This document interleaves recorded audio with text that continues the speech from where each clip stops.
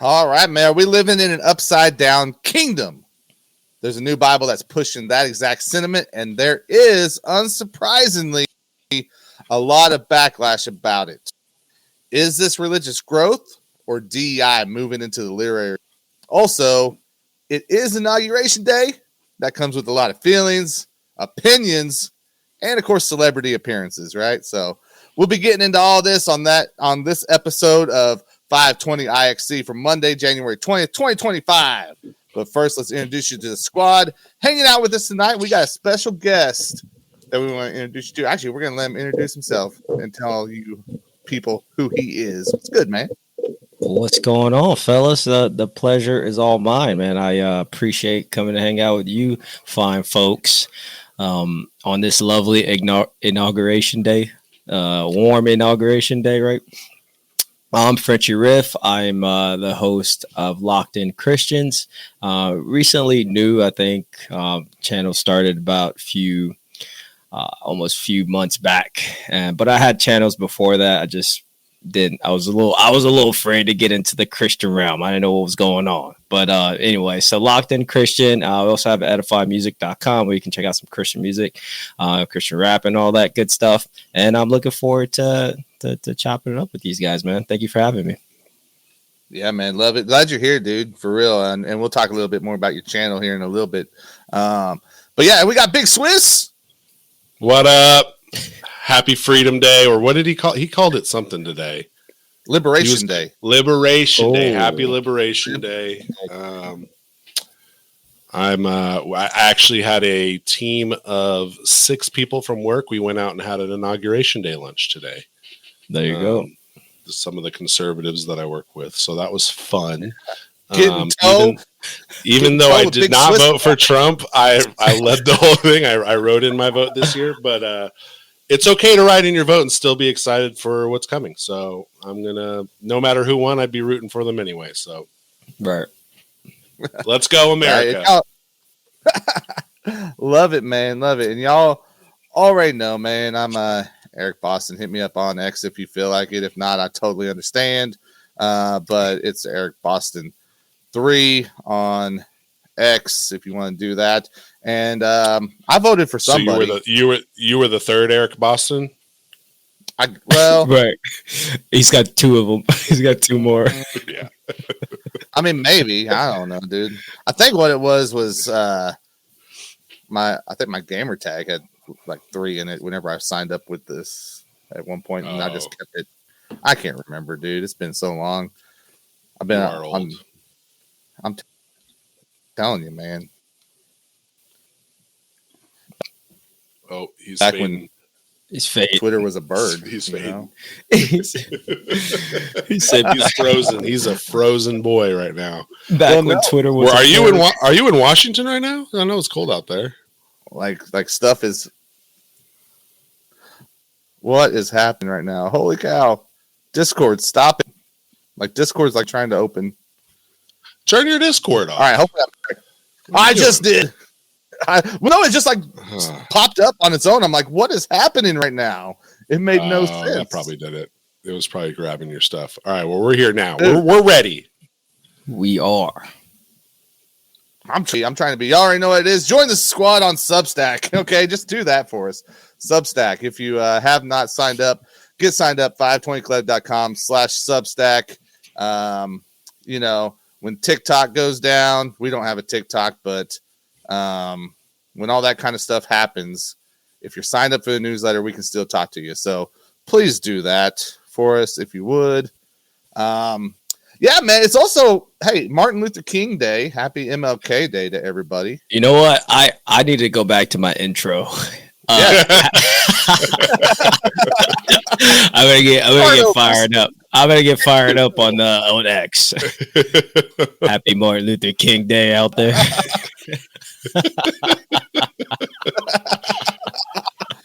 and yeah, it's Inauguration Day. You may be happy, you may not be happy, but regardless of how you feel, we're living in Donald Trump's America at this point, so it is what it is. So Swiss was having a lunch for Inauguration Day, and they were celebrating, it sounds like. I did not have a special lunch but I did watch a lot of the stuff that was happening, and I don't know, man. Okay, how much of the stuff did you guys watch today? Zero. See, I had the pleasure of being off because I work as my other job, my real job, I guess. I work as a business analyst, so we're off today. All right, Nice. MLK. So I was like, I got some time. Let me see what's going on. So I tuned into at least the speech, which was really aggressive, actually. To talk about your enemies and they're sitting right behind you is actually new That's level. a baller move. That was absolutely baller. Everyone wants to if... hate on him, but he's at least gangster. Like, even his wife today, Melania, had that gangster brim on. You know what I'm talking about? She looked like she was about to go to dinner with Al Capone. She had that Mortal Kombat, like that Raiden.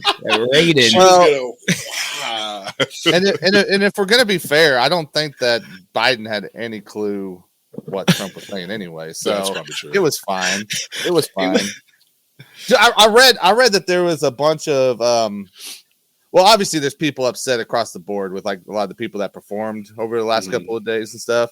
And I'll get back to another one of these examples here in just a moment. But I did read an article that was saying that a lot of Christians were kind of torn on Carrie Underwood's involvement.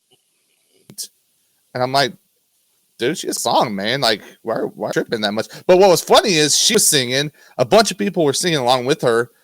Kamala was trying to sing along with her, but I'm convinced Kamala didn't know the words. It was like the words. She was like, it was like what, America the Beautiful or whatever, or one of those songs. I don't. I did catch that clip. I caught that clip, and I caught the "We're Going to Mars" clip, and I'm like, how much is that going to cost? Like, we're talking about cutting money. And we're gonna go to Mars. Come on, dog. Right. Dude, Elon got more money than everybody, so it's fine. Hey, if it comes out of Elon's pocket, go for it. I think he's willing to fund it. No, he's not. I mean, he already kind of is, but he also gets government subsidies for being in the space program stuff. I mean, honestly, I think the speech threw me off the whole time because I'm like, have I ever seen an inauguration speech made quite like which this? part of it? Which part of it? Like just naming off everything you're gonna do. Usually they're very broad about, just kind of sweeping generalization, like, oh, I'm gonna take care of immigration, blah blah blah. We're gonna fit. But he was bullet point. The thing is like that's different for him compared to other ones. Is he's had 4 years of preparing and playing. Like, hey, if I get back in, it's on. You know what I'm saying? That's a good point. So I think he's coming out guns, but I actually read that like they're already processing release paperwork for like J6ers and the Lake and Riley bill got approved by Senate. So it's just got to go to the House, an amended version. And the expectation is that the House approves it quickly and then, goes on for Trump to sign it. So that's bills happening really fast. That app that the Biden administration put out for asylum people, that shut down right at 12:01 today. That's crazy. Like, did not messing around. Like, hey, I said I was closing down the border. Like, you stay in Mexico till we process you. Because I saw it actually gave them like flight too as well. Imagine being like 11:59 and like right about to book your flight. Yeah, well, it's fascinating because. It's for people that don't live in Texas or in a border state, like a lot of people don't actually see the impact it does have. Like the amount of homeless vagrants in Dallas has like quadrupled in the last few years to the point where it's just like you can't go anywhere without seeing a homeless camp around here. Yeah. And then on top of that, you're seeing, just cities getting overrun with like civil service issues, which is what you saw in what you saw when they started busing people. Mm-hmm. But I think a lot of people misconstrue the policy as like bigoted, and it's like, no, I want people to come to America. I just don't want 10 million of them to come in and not have any sort of like understanding of who they are, where they went, what they're doing, and you want them following the process of coming Yeah. here, right? I mean, dude, did you see that a Border Patrol agent in Vermont got killed just a little bit ago? I saw something about that. Yeah, like just a little bit ago. Wait, what? By an illegal immigrant. So that, I mean, I guess they were out patrolling, looking for people, and it went down that him and an illegal immigrant that shot the Border Patrol agent was killed as well. Yeah. Well, you brought up the Lincoln Riley stuff, and like I'm old enough to remember during COVID, if it saves one life, it's worth it, was like a slogan that I heard from a lot of newscasters and politicians and whatnot. And like we've been watching people get murdered and raped, like almost it feels like every other day, and it's an illegal immigrant. And I'm like, okay, guys, like we got to do something. Like you can't just be like, well, we don't know what to do. Like there's things that we can do that's reasonable, and also still like how do we do it compassionately and reasonable? True. Like how do we love our neighbors but not just shut them out? And like I think just people are like, well, if you don't just do everything open-handedly, then it's not loving. And I don't think that's nuanced enough.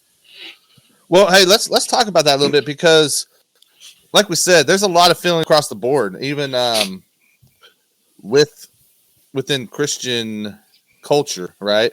I know I'm in a text with a couple of my buddies, and we got one that's like, I don't know, like I can't relate to the and the views that he has on a lot of this stuff. I'm like, I don't get where you're coming from on this. Like, he was like adamant that like Trump is going to be taking our basic everyday rights, and I'm like, well, Stephen Colbert said he might not even be on TV tonight. I mean, it's okay to not like it. I still don't understand that like, whole rights thing. I'm okay if you don't like him. Exactly. Yeah. I'm like, did you pay attention to the last 4 years? Like you wake up the next day and you just go to work. Yeah. You know what I mean? Yeah. Well, here's the thing that I don't understand. Imagine if you did want to be a dictator. You know what would be the best plan to do? Create a pandemic, lock everyone in, tell them they can't leave their house, and only provide them propaganda from a news source and have everyone say the same thing over and over again and scare people into listening to that over and over again. And they tried it and it didn't work. And Trump was the one who was like, yeah, let's get everyone outside. And so like the whole idea of like Trump being a dictator, I'm like he could have done it if he had the layup opportunity to do it, and he didn't take it. And so like that's the dream scenario for creating a dictatorship, where you create a subservient people, is you lock them in, you diminish their hope, you bring down their thing, you make people can't even see their kids be born or visit their dying parents, and you break all that down, and then you just feed them through the media everything that you want them to hear, which is exactly what happened. Also, you censor things from the internet by forcing Facebook and Twitter to comply to rules that they've all admitted that they did. I mean, they literally had the perfect scenario, and he still didn't do it. Dude, first of all, shout out to Kyle Manning hanging out with us. Ooh, Kyle's in here. What's up, Kyle?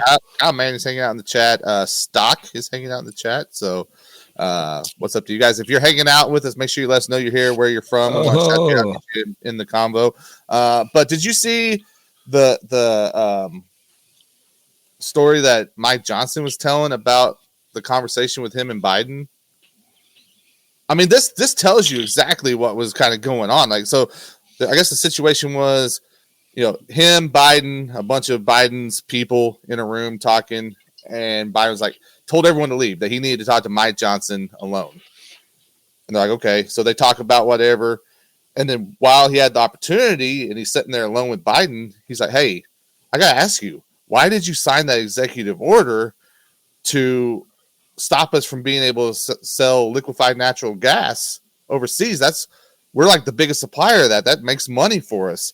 And Biden was like, I didn't do that. He's like, I can pull it up and show you right now. He's like, no.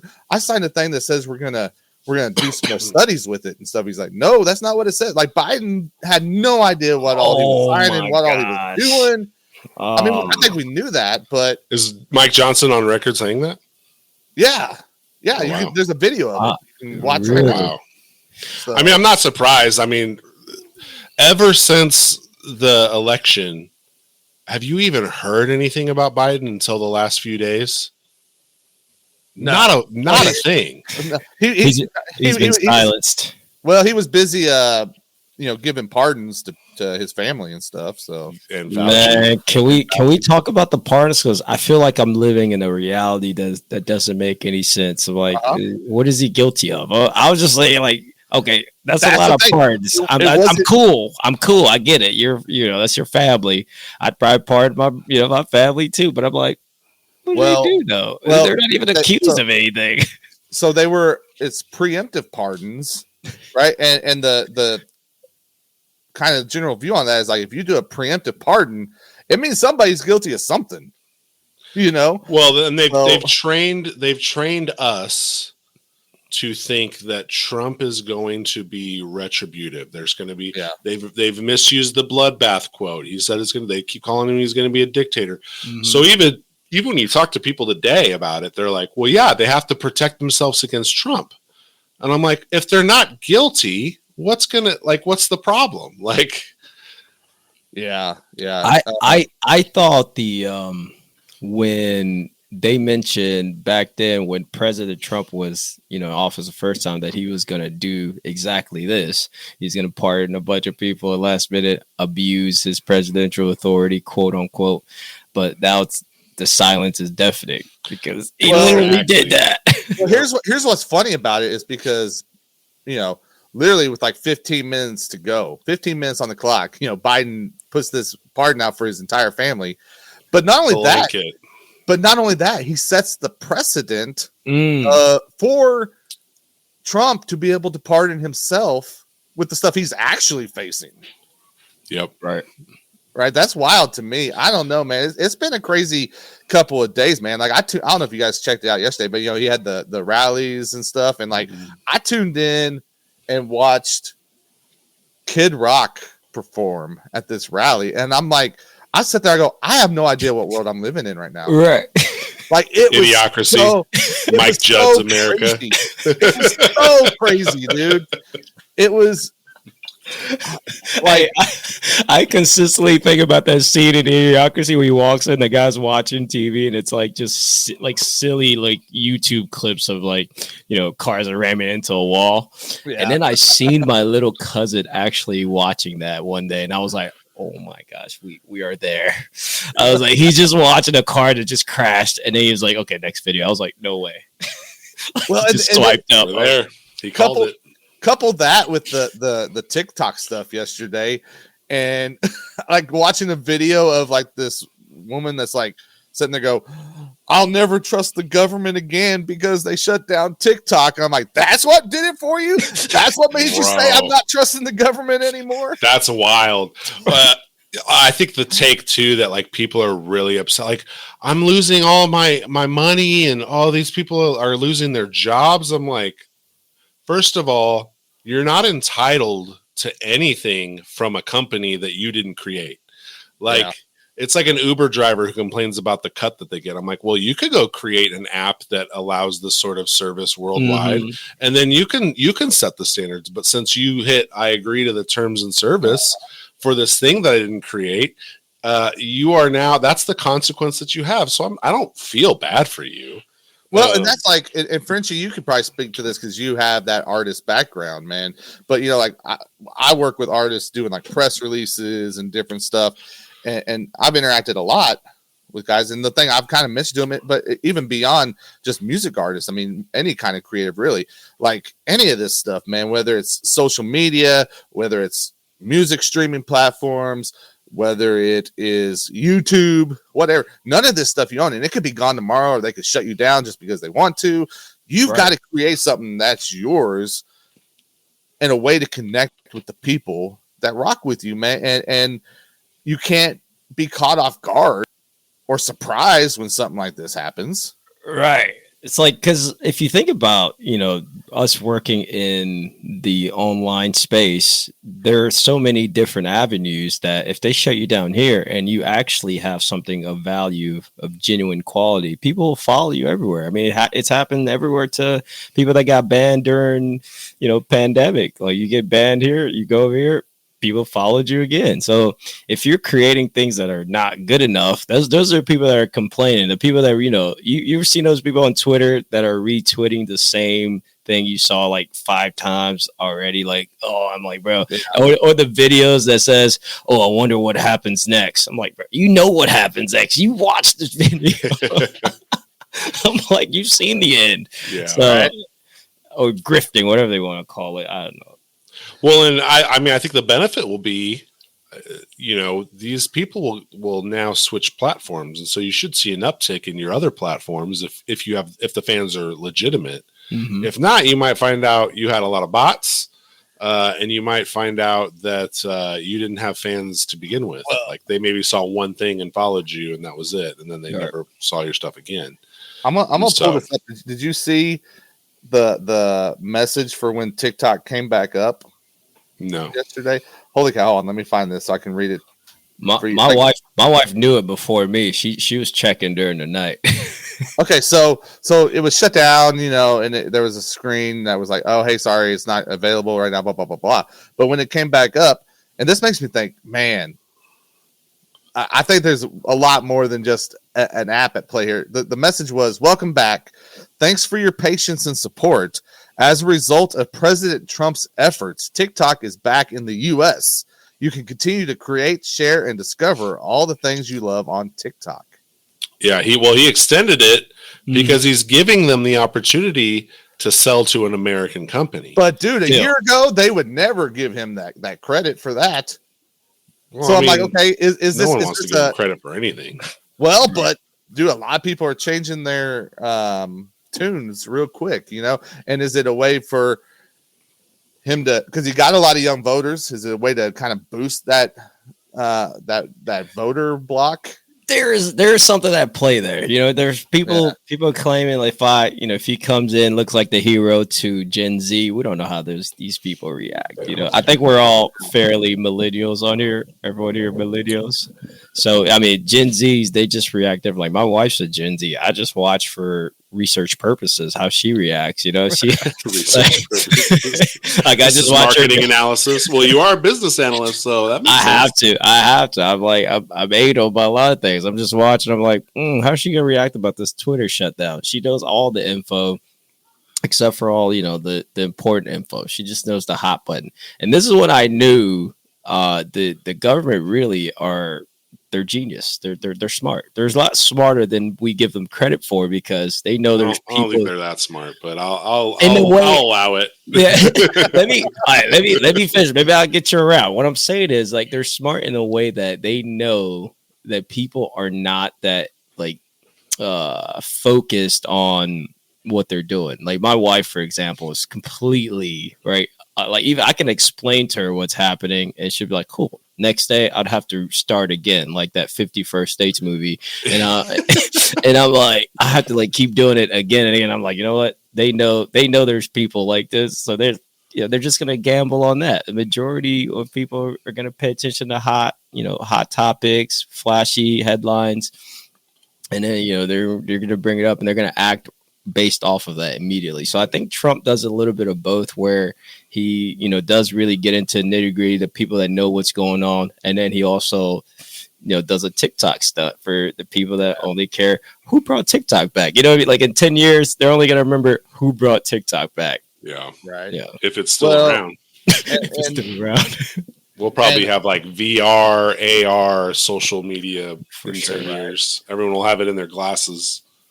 10 is long. I'm thinking sooner. Yeah. But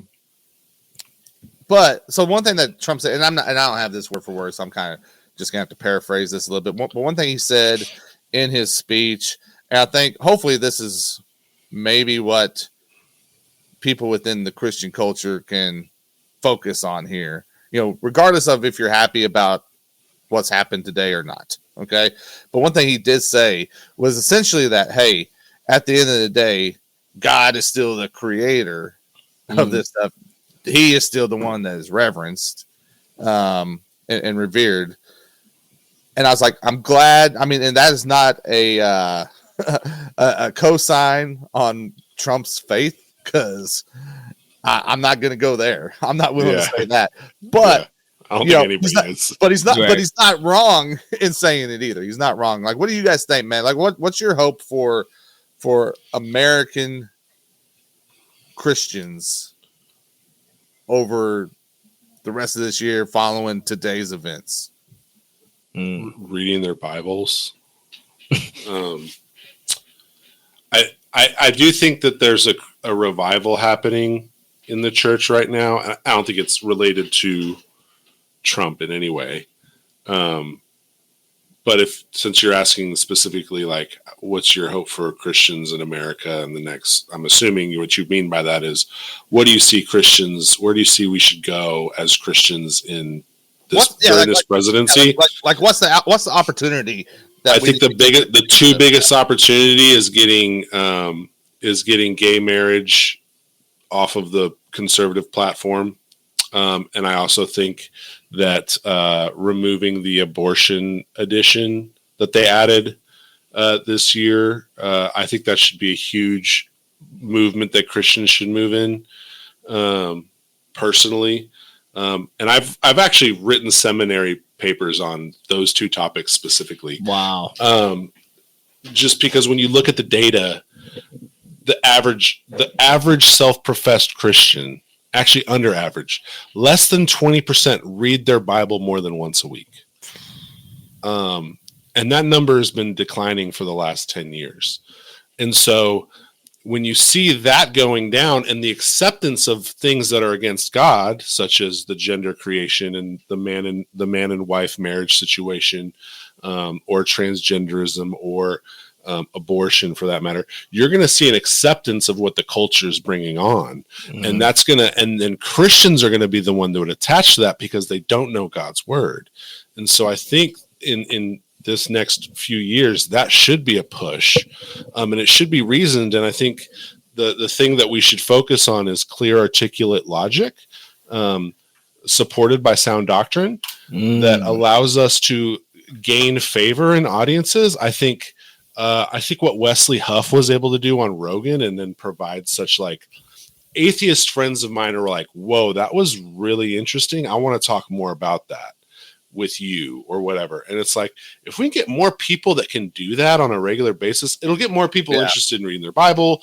And, like, we should push that content. I think one thing that, I've been pushing for too, on this channel a lot, Eric, is like us spending our dollar on Christian artists and Christian properties and Christian things. If there is a movie in the theaters by Dallas Jenkins, go see it. I don't care how much you don't want to see it, just support it. Like, or buy a digital copy when it comes out. Buy your Christian hip hop albums when they're available. Or, like, I just found out that you can get every Christian hip hop. I know this is, like, really stupid because I'm a tech guy, but I don't use Apple Music or Amazon Music. And I needed an MP3 that I wanted to purchase that was a little rare for a DJ set, because I was not going to have Wi-Fi, and so I couldn't stream in tracks. And a guy was like, buy it on Amazon Music. And I'm like, oh, you can buy MP3s on there? Every MP3 on my playlist was on there. It was great. I was excited to pay for those. You know what I mean? Because like, I don't want to just stream.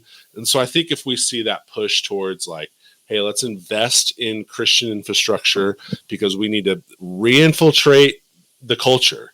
We need to have more teachers that are Christian. We need to have more politicians that are Christian. We need to have more people that are journalists be Christian. And so, I'm really going far on this answer. But nah, you're right. I think that should be the focus of the next 4 years. Yeah.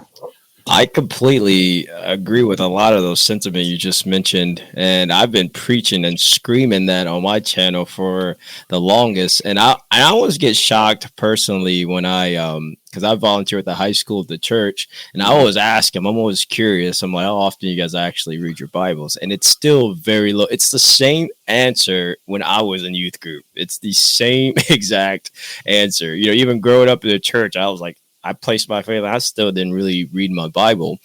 And I think there's a little bit of a polarization happening with Trump. And I think a lot of Christians are probably going to scrutinize his presidency a lot more now because of that faith factor. And I think he kind of, rode that faith factor. There's a lot of videos of him praying, people praying, putting hands on him and stuff. So I think that's going to make some Christians like very, scrutinize everything, see every moment. Like I know today they already talked about how he didn't put his hand on the Bible. Yep. And you can see these, these Christians are kind of like, yeah, it's kind of like the Christians that wait for you to say Jesus when you're rapping. You know what I mean? It's like, is that guy going to say Jesus? Is he going to say Jesus? It's like you're just constantly waiting for somebody to, show you that they're not or they're fake. So you can, meet your individual expectations. Exactly. It's like, bro, what? So I think him being in charge this time around almost feels like we've seen him 3 times. You know what I mean? Just because of the 2020 election and all that, you almost feel like there's a lot of them. And I think some people feel very overwhelmed, by his personality and all that. But ultimately, I think us in the Christian community, we have an opportunity to, to almost really create an economy there's no better president for Christians to try to create an economy off of. It was nearly impossible with, the Biden-Harris administration with all that. Well, because if you didn't have anybody that is transgender on your team or something, you're not getting any funding from the government or anything. So for this time period is a moment for us to take advantage of that and to support all these things. Like, you mentioned Dallas Jenkins, and I've seen a great movie, The Forge. I don't know if you guys seen that. Dude, that movie looks incredible, but I just canceled Netflix. And Did you? I just need to go buy it. I'm just going to go buy it. Yeah, dude, I saw it on Netflix. I was like, I got to watch this. Dude, you have to. I went to the theater for it. I mean, I literally almost cried 3 times. My buddy Carl, he cried 3 times, and he was not. It was a really good movie. Probably the best one I've seen, and I was very judgmental on Christian movies for a very long time. Rightfully so. Right. And I'll watch them like, man, why you guys just film it crappily? Like just film it right. Budgets. Yeah, exactly. Because Christians aren't funding them. And so these guys are going to like their individual churches and going to their richest members to get like a measly $2 million budget. Measly. But still, if you see the time period we're in with the technology, I mean, we're able to do this show. You could create some pretty high, quality stuff without, a very high budget. So I think we are in a good period. I think Christians should take advantage of this. But ultimately, I think we just need more Christians out there. We need to be like rebuttaling like everything, because I see so many channels that support Darwinism and all this stuff. Like, I mean, even every science channel you watch, great graphics, but the underlaying of the content is based on, false doctrines and stuff. So, and we don't have enough Christian channels to even debate this stuff. Like, I'm glad I'm talking to you guys out there, but how many more of us are there out there? Right, you know what I mean? We don't even know, honestly, the real number, but I know it's pretty low. So I think we have the. You got Ruslan, and that's like the top. That's the top right now. But I feel like, and shout out to Ruslan, he's killing it. He's doing a great job. And that's what, Holy Culture was trying to do. They were like, hey, can you get our YouTube channel up? I was like, we need content. Like, you need to create content. Yeah. And then you have to go through this like corporate structure of like approving stuff. I'm like, it can't work that way. That's just not how content works. You can't corporately approve it. It has to be, is that person in the faith? Is that person biblical? Is the theology right? Sure. Right. All right. Let him create the content. So ultimately, to answer your question, I think, there's an opportunity for us to take advantage of these 4 years because we really don't know after that. And we should, as Christians, we should create that Christian economy where the money is kind of going into a circle of, Christian artists, Christian movie makers, YouTube creators, just the congregation. And we can create that. We should do that. Well, hey, both of you mentioned people reading their Bibles. So I want to say thank you for setting up our topic here. That was somewhat intentional. It was good. But I did mean it. Right. Well, we're going to jump into this, man. There is a new Bible that you may or may not want to read. I don't know. We're going to talk about it a little bit. And this comes from the Christian Post. The article is 1 Million Moms Urges Christians to Boycott Upside Down Kingdom Bible, citing woke theology concerns. A conservative advocacy group, 1 Million Moms, has launched a campaign opposing Zondervan's newly released NIV Upside Down Kingdom Bible, claiming the study Bible promotes woke theology and undermines traditional biblical interpretations.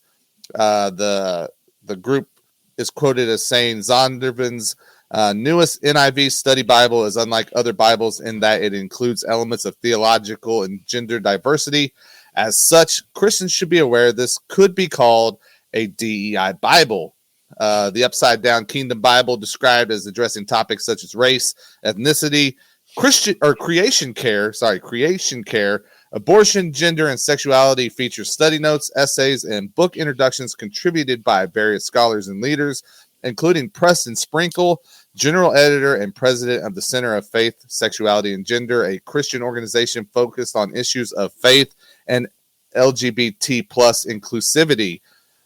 In a statement to the Christian Post, Zondervan did defend the purpose and scholarly rigor of the Upside Down Kingdom Bible, emphasizing its commitment to evangelical Christian beliefs.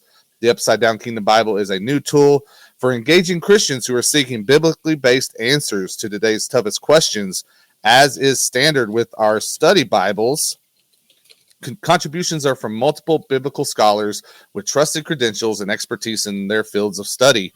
All the contributors hold the authority of the scripture, and the content has been fully reviewed to ensure that it is within the scope of evangelical Christian beliefs. I'm going to stop right there and let's get into it, man. Upside Down Kingdom Bible. What's your guys' thoughts? I'm confused by the name of it, to be honest with you. I mean, I get it. Like, we do live in an upside down kingdom. I understand. I guess I understand the intent of the title. Are we creating it? No, Adam and Eve created it. Well, I feel like we're flipping it the other way or something. I don't know what we're doing.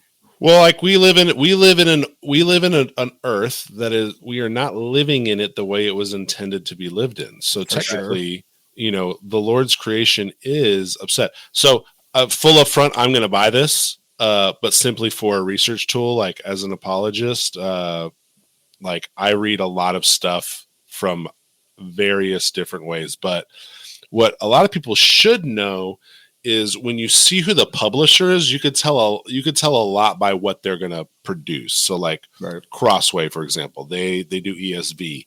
They are going to endorse people like Michael Reeves, for example. And they're going to have like more seminary type, like the guys who teach your seminary instructors, who teach your pastors. This is the guy that trains those guys, they're going to have that. Kyle Manning's funny, dude. What did he say?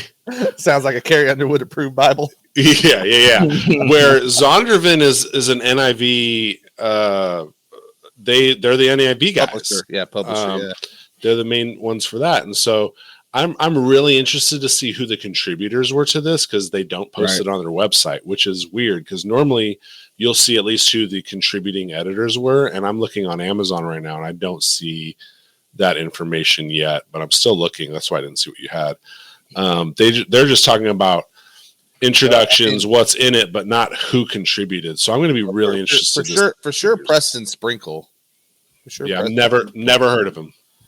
Well, here's what's interesting. Like I said, he's the president of the Center of Faith, Sexuality, and Gender, and that organization describes its team as a growing collaboration of Christian leaders, pastors, scholars, and LGBT plus persons serving as advisors and contributors.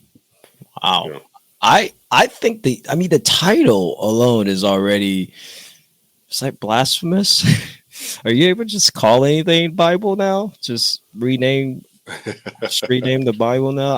I was already like just reading through it. Mm-hmm. I'm just picking up some things. Essentially, I felt like there was kind of two issues they were focused on from the article. Now, is the article from the mom one of the moms that's raising? I'm trying to figure out. So raising awareness for it. 1 Million Moms is a they're an organization. They're like a nonprofit, and so they have been the ones kind of spearheading this movement of basically boycotting this Bible. And the Caitlin Webb lady, she just interviewed the 1 Million Moms. At least that's I believe that's correct. Yeah. All right. So for what I was seeing, I mean, they're pointing at two issues. One, profiting from wokeness essentially, or lack of a better word, grifting.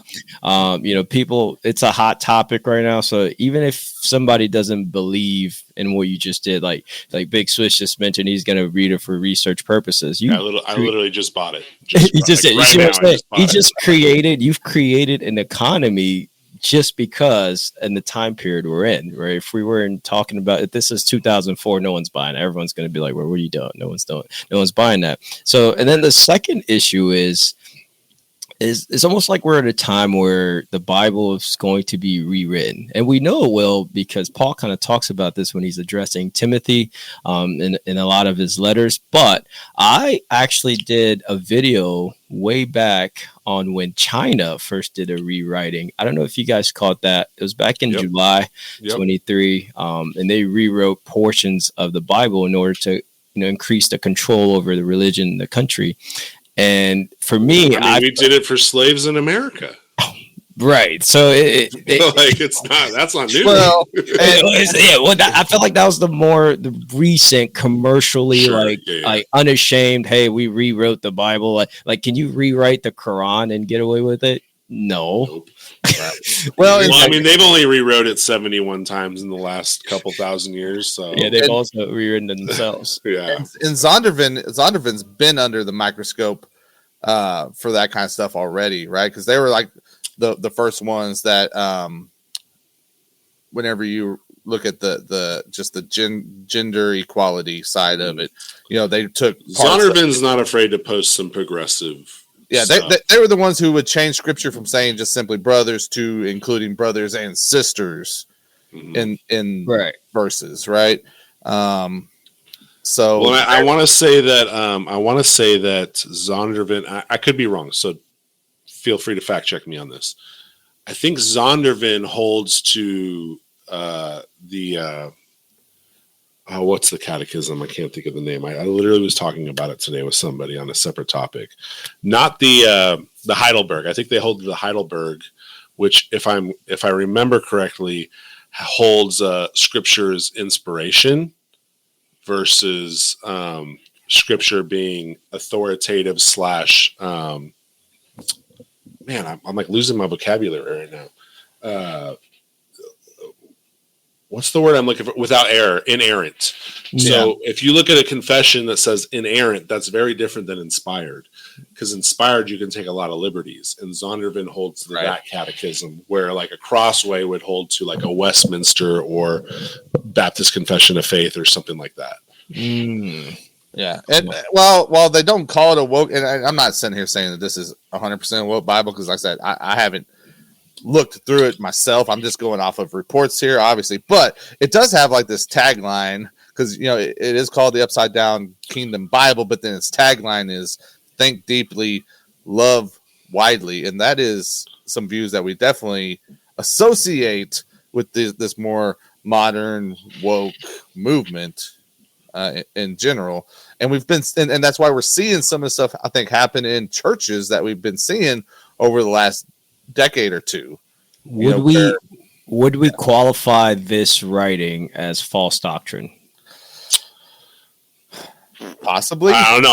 I need to read it before I can say that. And then it depends. What doctrine are you holding to? Are you holding to Nicene doctrine or Constantine doctrine? Are you holding to a newer? That's why studying these catechisms is important, because so I have a friend right now in California who's like investigating the faith, and we've been connecting on a completely different level. I've brought him up here on the show a couple times already. But today he said he got invited to the men's Bible study, and they're going to go through like their doctrinal beliefs and stuff. I'm like, hey man, I just want you to know, like, that's some heavy stuff. Like, you're going to read some stuff and you're going to be like, well, why does it say that? Or like, why does it, you're going to, that could trip you up faster. Like getting into like systematic theology and why they wrote something in a catechism can trip you up before you even understand why you would even think that to begin with, because you haven't read the Bible. And so I just I told him to beware of like, hey, you're about to read some very intense stuff with this catechism. I forget what one they do. I asked him what one it was. Oh yeah, they hold the Westminster, and I'm like, okay, hey, Westminster was written in this era. It was written by these people. Mm-hmm. The language is kind of weird, but you're gonna get to this, and this. And when you get there, call me, because like I want you to understand this. And so it's really important to understand that, because a lot of people will say like, I am a Christian, but they can only articulate the gospel, which is not a bad thing. I'm not saying that's a bad thing. That's excellent. Yeah. But as you sanctify and as you grow in your faith, you should, and I hate to use this word, but it's the best word I could use, is to deconstruct why you believe what you believe. And you ask the question like, well, why do we only believe in two genders? Or why wouldn't a Christian adhere to that? And then you can go to the scripture, and then you can actually go to the catechism and see where they actually like pointed that. And then you could trace that logic all the way back to the first century. You could see who kept teaching it through years and years and years. And it's similar to reading genealogies in your Bible, when it's like, so-and-so is the son of this person. Like, that's what we do when we research doctrine, is we like, all right, were they even close to teaching this in the first century? We can trace that easily. And so understanding the verbiage of the catechisms, all that is important, especially when you're having an authority or an influence like Zondervan in the culture. It's important to be able to spot the lies. And so I'm hesitant to say that's blasphemy or heresy because I haven't read it, but I'm willing to bet it's probably going to be in there. And so it's right. Well, if you think about, sorry, Eric. You got it. Well, because I was going to ask you, but because in First Timothy, even Paul mentions these doctrines, and he also mentions genealogies, because he says these people are not only teaching false doctrine, but they're so focused on genealogies and stuff. And I'm like, wait a minute, but they're in there. They're in here. Like, this is how we kind of follow the age of the earth. A lot of the science Christians, they follow the genealogy. I'm like, okay, well, Paul's warning Timothy here, and First Timothy 4, where he's talking about they could be looking at potentially doctrines of demons, right. So it's like, if it doesn't qualify as holy doctrine, something that we can actually use, then does it fall unto doctrine of demons? Or my question to you, Swiss, is how important are the editorial oversight committee? Because I'm just looking at my Bible, and very important. I have a Crossway, from Wheaton, Illinois, and I'm looking at 1, 2, 3, 4, 5, 6, 7. The oversight committee's got 7 members on the editorial board. Yeah. So how important are those guys? It depends on what they sign, and so, for example, if you wanted to go be a professor at the Southern Theological Seminary in Kentucky, you have to sign a document that affirms the confession of faith that they have. And the thing that they add in there, now this is something that was added in, I want to say, the 90s.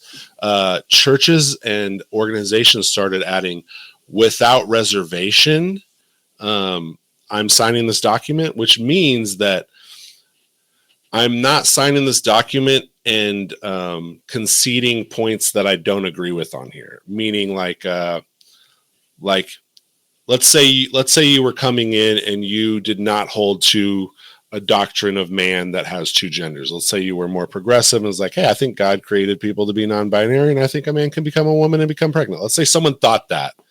They could sign with before that, without reservation. They could literally sign and put with reservation, which was still a contractual binding issue. So you would have people on your staff or in your seminary that you knew didn't hold to your confession of faith, but wouldn't teach outside of it. Well, now what you're seeing is these schools are creating that phrase to say without reservation in there. And so they won't hire you if you have a reservation. And so that doesn't mean you couldn't fake it and just never say anything about it. But when you sign those documents, you're essentially saying, I'm 100% on board with everything here, and I will only teach this. And so when you have these editorial boards at Zondervan or Crossway or wherever else, they're probably signing those as well. So it depends on what they're agreeing to when they come on, because, like I think Christians who work in ministry work in places where not everything is perfect, and they're willing to overlook things because the ministry work is good. And I don't necessarily think that's bad, as long as like it's not an essential level conviction that you're like compromising on. And so, yeah, it really depends. I'd have to see like who's on it. Like when you start going through like church history and you start studying systematic theology, and then you start studying catechisms and stuff, you see the names repeatedly come up.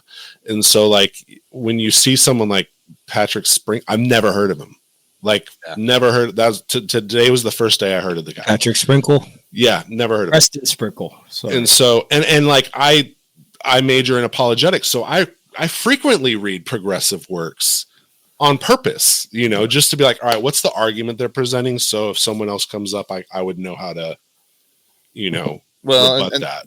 And I think that's where my like caution would come from, where we have seen a lot of stuff creep into the church that's clearly not okay, that the Bible is in black and white telling us it's not okay, but we've made it gray. And so if we're living in an upside down kingdom and we're not working on flipping it back around, then we may be working on just taking it sideways, and that's not good either. Yeah. Well, and that's just, we've been sleeping at the desk. Like we're the centuries sleeping on duty, I think the devil has done a really good job at splitting us apart over the smallest things. And some of them are fair. Some of them are not, but like we can't unify if we disagree on whether if Trump not putting his hand on the Bible is a problem in our community, like if that's your like biggest gripe of the day, I'm sorry, like your priorities are way misaligned.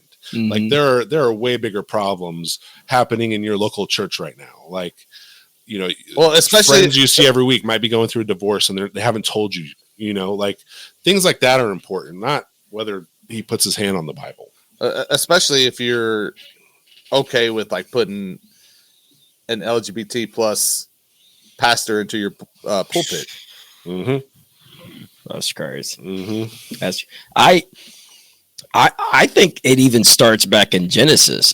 When I read Genesis again as an adult, which I always recommend in my channel, every video, I'm like, you have to read Genesis. It's the best book.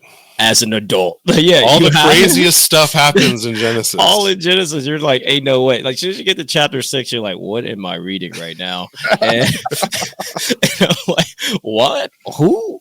You came from what? And what? All right. But people don't even realize, like, the average Christian has no idea. Like, when I bring up Genesis 6, they're like, yeah, what's that? God created earth. I'm like, oh no, buddy, he already did that. There's a lot more going on in Genesis 6 for that. But right, but yeah, he did that quickly. Right, the rest was worse. It was us. That was child's play. Right, yeah. But this one, I'm like, okay, that has divided us for the longest. I mean, a lot of people goes, okay, is the apple? Was it an apple? Was it a fruit? Was it did God?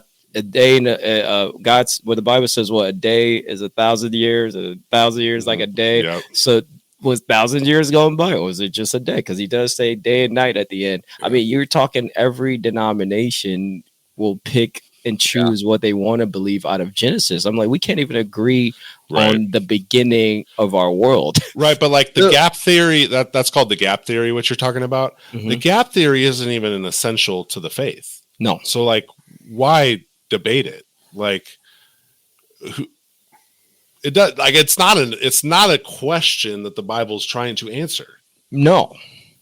And also, God, I don't think God wanted it to be that easy to understand. He would have made it. It would have been written in plain, simple. Jesus always spoke and said, "Let those who have ears hear." Yep. Like if it doesn't make sense to you, it probably never will. But those, and I'm quoting Timothy Alberino. If you guys are familiar with the guy, you should. No. By the way, Big Swish, you should check it out. I think you'll find some of his ideas interesting. Which I don't agree with all of them, but again, he's one of these like Ruslan figures that are really picking up right now. He's on YouTube.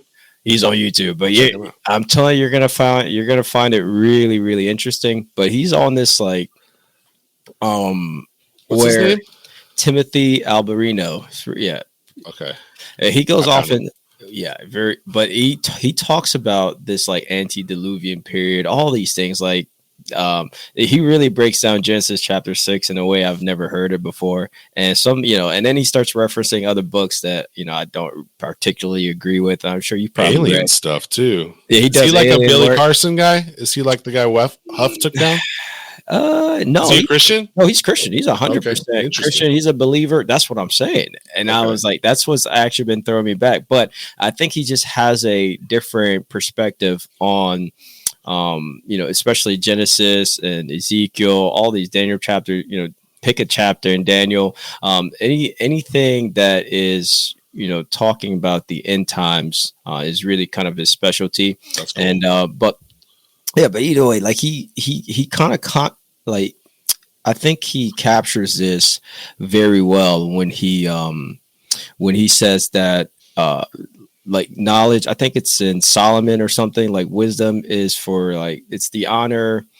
Oh, it's the glory of God to conceal things. And it's the glory of kings to go out and go searching for these things. I think it's in Solomon. Might be misquoting which book, but still it's like, we're meant to dive deeper into the Bible, right? Yes. So does it really matter the nitpicking thing, like how many different denominations we have and why we can't even agree on the Bible? This is what allows things like an upside down kingdom Bible to even pop up, because we can't even agree on one of these. So that we can't even agree on translations, right? Like you got only KJVers, you got only NIVers, you got us on the high horse of like ESV and ASB, and I'm like, I want the word for word, even though it doesn't sound as good. Where some people love NLT, and it's like, hey, but you got to know what you should at least understand like the words they use or the phrases they use are interchangeable for a lot of things, and you don't understand, Koine Greek grammar structure or Hebrew structure, like. Right. It's easy to do it. And that's why, what exposed it to me was C.S. Lewis's Three Loves. And when he talks about the three loves of Jesus. And I thought that was like, oh, wow. I didn't realize there were three different words for love that had three different meanings. And I was like, oh, I need to go deeper. And so I think for everyone, they just need to find that thing that hooks them. And that was it for me. I was like, oh, wait. When we read it, it just says love, but it has a completely different context when you read it in the Greek. Yeah. So but dude, it's funny because you got into the exact question I had in my mind here that I wanted to throw at you guys. And we probably don't have the time to really dive into this fully. This might end up being another episode in the future. And I think we've briefly kind of mentioned it in the past, but let me throw it out here and get your just kind of gut reaction to this. One, was the church established and was it meant to be all these denominations, Frenchy, as you said, or was that more? Could that have been a tactic of Satan to kind That's what I meant. That's what I meant when I said that. Well, and the second part is like all these different translations and the stuff that we're seeing with Scripture and changes to Scripture. Is that just simply a byproduct of that plan trickling on down? Well, I'll say. I mean, I feel like I was just looking at this, but it's 100% trickling down from just even being able to allow, everyone to create their own denomination. Because I'm pretty sure at this point you can pretty much say Christ Church, Church of Christ, you know what I mean? Church of West Christ. You could just pick anything and you're like, oh, here we actually just don't like this part of Genesis, but we're focused here on this part with a reservation, or anything. Yeah. It's like if you are working for the enemy, you want this. Okay, because think about it, we don't even have a Christian economy really. If you like, the biggest church is technically with the Catholic Church, and they're only big because they're all connected to all one area, and they have tons of money, right? I mean, they have a lot of capital to work with, and there's some churches. I mean, even here in like Palm Beach, like my church, they have a lot of money in this church. But if we all didn't have all these denominations, the whole Christian society would be filthy. You know what I mean? Would be able to do more. So you don't really want that. And I can see why, the devil wanting this, and every Christian, every pastor, they still just play to it. Like everyone just keeps playing to the same tune, and you'll have these Bible, and then you have that Chinese Bible that has Lord knows what in there. I need to get Big Swiss. You need to get a copy of that. I'd be interested to read it. Swiss, did you buy the Trump Bible? No, I did not buy that. I'm disappointed in you, dude. Yeah, so was that his translation? For any academic purpose. Other words for big just changed to hugely. But it JV with the Constitution and the Bill of Rights in it. Yeah, and I'm like, that's a little blasphemous to put those documents together in my personal view. So no, dude, did you hear? I know we're going back off track here a little bit, but did you guys hear the prayers at the end of Trump's speech, the main speech today? No, I missed that. They had three different guys come up and pray, and the first one was a Jewish rabbi. Okay, and in his prayer, he got to talk about how, as America, we need to trust God, but also that God trusts us, that he puts his trust in us to be everything that America's supposed to be. And I was like, what is that? I had to turn it off and come back later. And once that guy was done, I was like, nope. I was like, what is this that's happening right now? Apparently God trusts Americans, and that seems wise, God trusts us. The heart of man is sinful, man.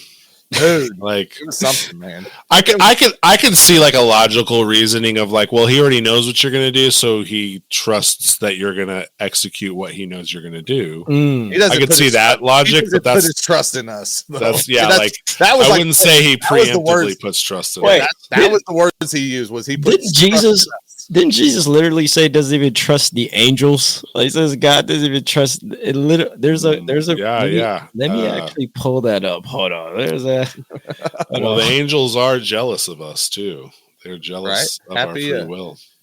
Happy Inauguration Day. Happy MLK Day. You guys got it. This verse threw me off. And this is where the Timothy Alvarito guy, he knows all these verses by heart. I mean, he's been deep inside it.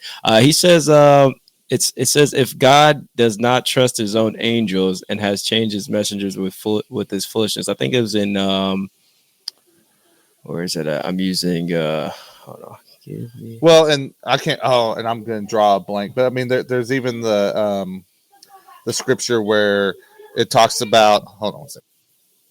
It's in Job. It's in Job, but still, it's kind of mind blowing that God, like, why would God trust us? He didn't trust his angels, and Jesus did say the kingdom of heaven suffers from violence. Yeah, well, and there was the part where where it's coming up close to the day for him to be turned over. To the Romans and all that good stuff, to be arrested, right?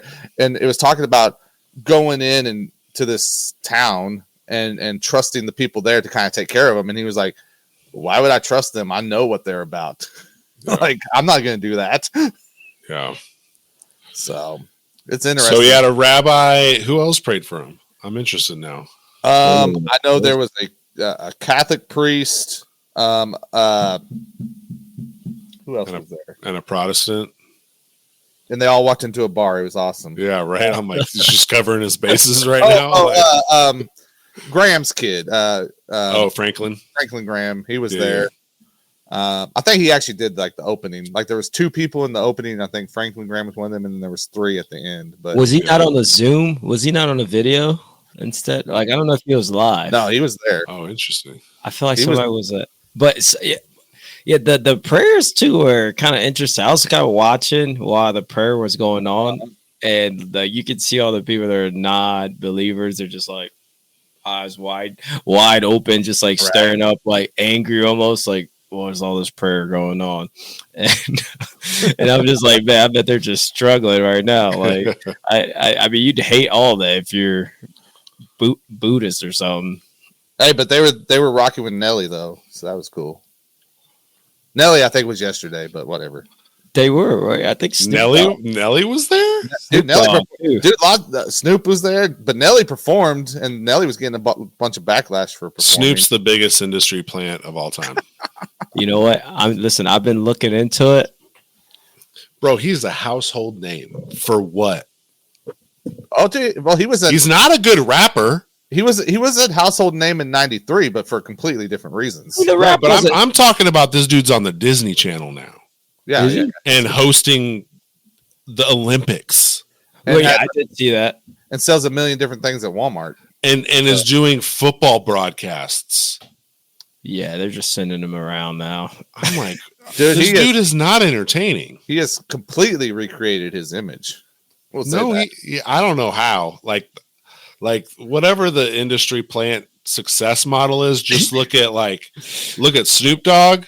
And what's the chick that just got in trouble with the Bitcoin stuff?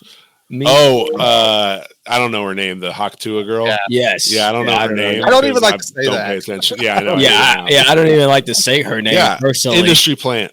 That's the only. Like they just chose their girl.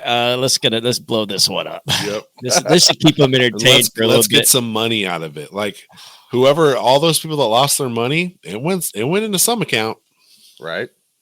That doesn't man, I'll tell you that working in finance, that money is just going to another account, buddy. Yep. Here's the thing I know for sure, man, is like we're not gonna get it's not gonna get slow on the news cycle. Like we're gonna have a lot of stuff that we can talk about this year, Swiss. I mean, this is only our second episode of the year. So. I mean, is that the benefit of Trump though? Even CNN is celebrating. You know what I mean? MSNBC. Well, they never stopped to begin with because they knew where their money was. They're jumping for joy now. Literally, they're just like, man, we get content every day. Yeah, the View just signed a 4-year contract again. How? Here's my thing. Here's my honest thought. Like this is a dead serious take. The View is in business because they get more views from conservatives making fun of them than the people that actually watch. If we just stopped sharing the View's terrible views, dude, I heard they would go out of business. I heard that Elon was going to buy ABC or CBS, whatever it is, just to shut that show down, man. Just put anyone up there. But you know what? I do want to make an observation because I was in DC with my family this summer, and we went to the Bible Museum. You guys, how was that? Yeah, I really want to go. When I went to DC, it wasn't open yet. Check out my video. I actually posted. I have a video on my channel. I did a little tour I filmed around, but I was actually really interested because I've never really explored DC. I didn't realize how liberal it was. Until my wife and I we were walking, we just saw a church and LGBT flag all over the place, and I'm like, wait a minute, what? Like this is just a regular. This is normal here. She's like, yeah, I guess. I'm like, all right, cool. Now I understand where this Bible is going to apply first. You know what I mean? This Bible is going to get shipped out to those churches by the tenfold easily. And there's a lot more churches than that, just that in DC. Can you imagine Seattle, anything, California? Yeah. And I was like, that was a strange observation because I've never seen that. I haven't seen a church, put all types of flags up because all I know is the moment you make a stance like that, the contradiction is coming. You know what I mean?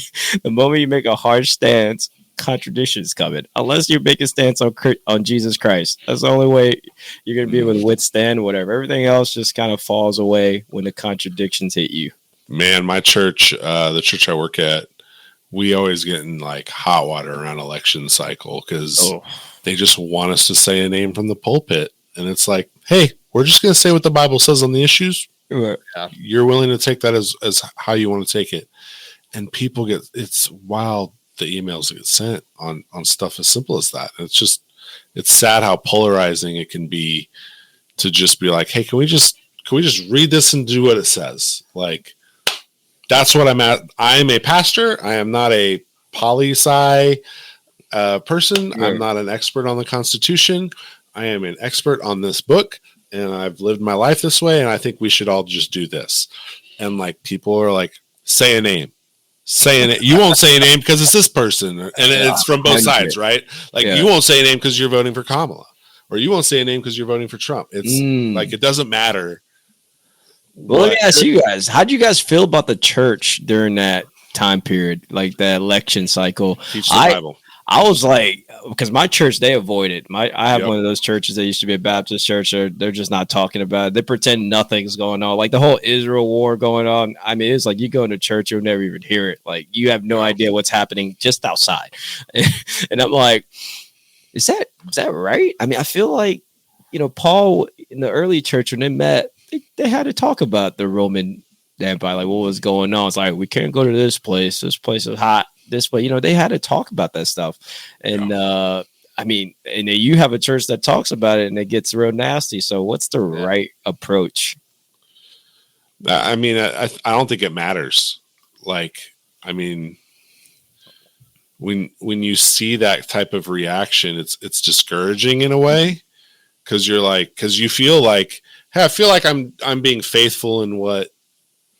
And I'm speaking on behalf of my pastors, right? Like, so I hope I'm speaking for them in a way that honors how they actually think about it. Like, I don't want to like put words in their mouth, but I truly believe that they are looking at this and saying, I know people are concerned about this issue. What does the Bible say about it? That's our stance. And some people can't take that. And like, well, and that's tough. And so, and then you have the opposite where it's ignored and people are coming to the church being like, I have questions. I don't know how this lines up. You're the expert on what scripture says. What does scripture say? And so, because they don't read their Bibles, back to that original problem. That's all connected. That's where I would hope that the message would be, one, stack everything up against scripture. Yeah. Right. Yeah. And two, be okay with being wrong about something. Yeah. Yeah. Like that needs to be the message. Is like, hey, it's okay to be like, whoa, I was off on that. Let me correct it. If more journalists would have done that, I think Kamala probably could have won. I mean, she had the women's support was there. There's more women in the world than there's men. Yeah. So, it's I've got a good question to ask you guys before we get out of here. But I'll save it for the very, very end, because we may have to cut it off before I ask you. I don't know. We'll see. It might be risky, but I want to talk about your channel before we do get out of here, though. Oh, for sure. Talk about it, man. Let people know what goes on, why they're tuning in, man. I'm honestly, I've just the music alone is what really kind of hooked me to the whole YouTube, and I think the passion for just not seeing enough of Christian presence, and just being like a YouTube user and really enjoying like some good content and stuff like that. I'm like, man, every one of these content, like if you're not in the word daily, you will easily drift. Like every day you just drift slowly, because I mean, you ever been in those YouTube rabbit holes and you're just like, oh, that's a cool video. Oh, this is a good video. Wow, I didn't even, and you just keep going. Next thing you know, you could really, like, if you don't have a foundation, if you don't like go back to the Bible every day, if you don't find Christian avenues, then you really can get lost in there. So that was really the birth of that channel. And I always felt like, the church. What's the channel called? Locked In Christians. Is it spelled any? Yeah, just regular locked in. Locked in. I put it in as one word. So Locked In Christians. Locked ED Christians. And so that was generally my passion for starting the channel, because I was like, we need a presence. And how does the church kind of reimagine themselves? Like, how does this church, because there's a new battlefield now. It's no longer face to face, and a lot of Gen Zs barely see each other face to face. They're all online. The platform is online. Like, how's your church preparing for online? Like, how does your church prepare for graduating seniors that are heading off into college? It's really an online space. Like, most of their classes are online, everything is online, but the churches are not flipping over to online. Like, my church barely has a YouTube channel. Okay, they barely, and they have the most. They have content that's important for everyone, especially for the people that they're at church. Because I remember graduating from my church and just never really seeing them again. You know what I mean? Like, there's no connection, there's no follow ups. Like, yeah, sure, we're supposed to send people, but we're supposed to equip people at the same time. So out of that birthed the channel, because I was like, man, I got to follow up with some of my guys that I've been with since they've been, in middle school. I've been volunteering and seeing these guys grow, and I'm like, there's no longer a connection. They don't have a Bible study. They can't find a church around the campus, but you can find a Bible study online now. So I was offering some started off with live Bible studies on Fridays 9:30. That's what I do my live. Okay. And so then I just kind of switched it to making more videos that interesting content, like how the stories of Samson, connect with John the Baptist, how they're all predicted. There's so many cool stories. The Bible is I say would make the best movies ever. If you took we keep doing Moses. if you took the budget of Avatar and just put it into like Genesis chapter 6 or Daniel chapter 10, just crazy stuff. I want to see Genesis 38 and 39 when now. That's the wildest 2 chapters in all of the Bible, and I will make a PowerPoint. You see what I'm saying? Yeah. You see what I'm saying, though? It's super interesting. Like, the Bible is so interesting, and I'm trying to get these like young guys. I'm like, you have to find that interest. You have to grow from going from milk to solid food, as Paul says. And a lot of Christians, I think, they hit the ceiling and hit this Christian boredom. I call them. You're bored. You are bored in the faith. You go to a church, you're hearing the same exact thing you've heard. Like, you heard that sermon when you were 14, 15, 16, same sermon, Galatians. Name a Galatians passage where your pastor hasn't gone over it, right? You're just going to get new pastors with a little bit of different twist, same message. But it's like, the reason why you get that boredom is because you have to get yourself involved. Like, that's what Paul is saying. Like, you're taking in the gospel lightly as milk, as a babe in the faith, and then after a while, you got to grow solid food. You know what I mean? You got to start digging into some stuff. You got to learn about, why are all the people of Israel? Why did they struggle every time? You know what I mean? Like, why did they go through all these ups and downs with God? God was right there in their midst. They still failed. It's like things like that. You're like, well, that stuff doesn't make sense. How's Israel looking like this today? But if you start reading the Bible, you'll be like, this actually makes sense. Yeah. I always equate it to like the type of people which this convicted me. I talk about this a lot on the show. One of my biggest convictions for diving really heavily in the Bible was I knew way more about Star Wars lore or the Marvel Comics universe or DC stuff. Like, I can nerd out on like, well, actually, Wolverine's real name isn't Logan, it's James Howlett. And you found that, like, I was that level nerdy about that, but I couldn't explain anything about the Bible, and that convicted me. And then once I read it, I'm like, this is way cooler than all that other stuff that I've learned. Like, they did what? Like, this story is crazy. I even got, like, I'm so happy that I was able to convince my wife how cool the Bible is, because she was also kind of like, I'm Christian, she goes to church, she sings at the church, but she doesn't really open and dig deep. But now she's in there, and we're just like going through the first like 3 or 4 books, and I'm like, we're in Leviticus, and I'm like, Lex, this is where law comes from. This God laying down the law. We're reading our craziest laws, but it's like just that passion of being able to just encourage people to create. Like, I don't even want, like, I could care less if there's 5 billion subscribers. I'm like, the point is, you go create. Like, you need to get yourself plugged in, because you're gonna have a different view of how you read this stuff and connected with your own personal story. And so that's really where Locked In Christians came in. And I think I said locked in a song one time, or Locked In Christian or something. So I was like, oh, that's pretty cool, let me just keep it in. So that's pretty much the gist of the channel. It's kind of like what, Eric, you were talking about, just being able to find content, creating content on just a Christian perspective on what's going on, because we don't have enough of it. So, and that's Locked In Christians. Love it, man. Go follow, subscribe. Yeah, follow, subscribe, all the stuff, man, because I know you put out like a video today, I think, if I'm not mistaken. Yeah, I did. Yeah. I've been trying to put that out all week. My son gets it away. He's one. Love it, man. Well, hey, I've enjoyed having you here, man. Hopefully you come back, hang out with us again. Sure. Yeah, man. Open invitation, bro. Bro, I'm in, dude. You don't even have to say less. Say less. Dude, I'm known for like maybe sometimes I'll walk up to the line, maybe I'll jump over it a little bit. So this might be one of those line jumping things. But dude, I saw this and it was too funny for me not to like bring it up. Habitual line stepper. Habitual. Did you see that? Did you see that? Apparently, Donald Trump is like hooking up with Kamala Harris's husband today. What? Wait, what? Wait, what? You setting a joke up. So I think Kamala put a tweet out that said, "I just on January 20th, 2025, he was going to sleep the president of the United States." Oh, that's right. He did say that. So now people are like, I guess Trump's hooking up with That was a little aggressive for her to say, though. She's the husband. Her husband said it. Her husband tweeted it. No, she tweeted it. She said she's going to be sleeping with the president of the United States. She told him that he would be.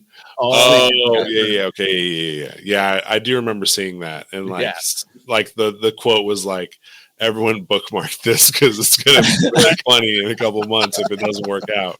And it is. And with that, man, Big Swiss, final thoughts.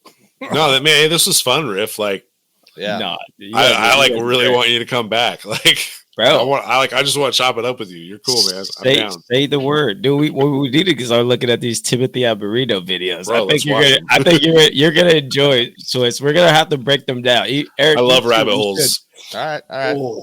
We could do that. The way he breaks the stuff down really like put a new perspective. I mean, I had to sit down for 30 minutes and just kind of like think and then try to explain to my wife. That's my test for like, did I learn something? Let me go explain to my wife. She's like confused. I'm like, yeah, I didn't get it. I gotta go back.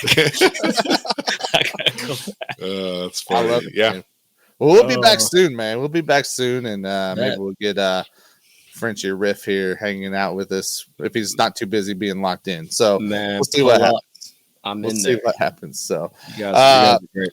Shout out to our guy KD. He got hung up, couldn't make it tonight. He'll be back. Miss you, soon. buddy. He'll be back soon for another show. I'll only stay angry until then. It'll be fine. So, anyway, I guess be safe. Enjoy Trump's America if you find a reason to, and even if you don't, try to find something to enjoy. Go hug a neighbor anyway. Hug a neighbor, yeah. I did want to plug one more thing. If you guys are interested in some Christian music that's like kind of different. Okay, I do like Afrobeat. I like Afrobeat Christian music, like pop. I'm all over the place. But it's on edifymusic.com. You guys can go check those out. I just plop them all in there. Just boop. And the widget kind of sucks though. So if it doesn't work, just skip a song. We want tight budget. Edifymusic.com. Yeah. I was kind of surprised that website was available. Fun fact. But then I realized not a lot of Christian people doing anything online. That's true. Things are available. This is a good time. So buy up some websites, man. And if you're looking for something to just feel good about, root for the Eagles, man. Fly, Eagles, fly. One step away. Oh, there it was. I was waiting. One step away. When's the game? Thursday? No. It'll be Sunday? Saturday? I think it'll be Sunday. I have to double check the schedule, but I'm pretty sure it's Sunday. So them versus Washington. So division game, Super Bowl on the line. That's gonna be nasty work. Chiefs, Bills, probably gonna be the Chiefs. So you already know how that is. You know it's gonna be the Chiefs. They're gonna win the Super Bowl. They're gonna win it. Come on, let's not even try to play it. Can they all just lose? No, the Eagles. I'm voting for ties. The Eagles are gonna win this year, and even if you don't like soccer, and if I'm a Formula One guy. Dude, here's the thing: if you don't like football, baseball's around the corner. So hey, I do like football. I love baseball. They are huge time commitments, and I get all the same love from F1 in a 2-hour package with no commercials before church starts every Sunday. Dude, it's the best time value investment of sports money can buy. You're sounding very Canadian right now. You guys are gonna hate me. I'm a soccer guy. There you go. Hey, I get it though. Same thing. 2 hour commitment in college, so I no can't commercials. I mean, That's what I'm saying, man. It's like a better time investment. Honestly, you know who else likes soccer though, right? You know who else likes soccer? Canadians, Europeans, the oppressors. English. The oppressors love soccer. It's fine, dude. Don't worry about it. It's cool. Wait, don't they own football? I'm just saying, there's a reason we fought for our independence, man. It's fine. Don't worry about it. But, and that being said, man, for my guy KD the Vessel, Big Swiss, it's Eric Boston, FiveTwenty Collective. Y'all already know what it is. Indie Christian culture, man. Let's go. Man, you guys are awesome.